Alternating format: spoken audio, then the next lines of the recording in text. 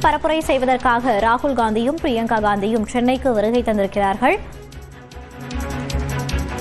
முக்கிய செய்தியை பார்த்து வருகிறோம். இது குறித்த கூடுதல் தகவல்களோடு இணைகிறார் நமது செய்தியாளர் வெங்கட். இது குறித்த விவரங்களை பதிவு பண்ணலாம்.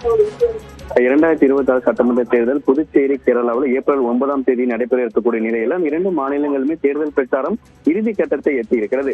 புதுச்சேரியில் பிரச்சாரம் மேற்கொள்வதற்காக காங்கிரஸ் மூத்த தலைவர் ராகுல் காந்தி தனி விமானம் மூலமாக சென்னை விமான நிலையம் வருகை புரிந்திருக்கிறார். அவருடன் MP பிரியங்கா காந்தியும் வருகை புரிந்திருக்கிறார். சென்னை விமான நிலையத்திலிருந்து ராகுல் காந்தி 10:30 மணி அளவுல சிறிய ரகம் விமானம் மூலியமாக புதுவை செல்கிறார்.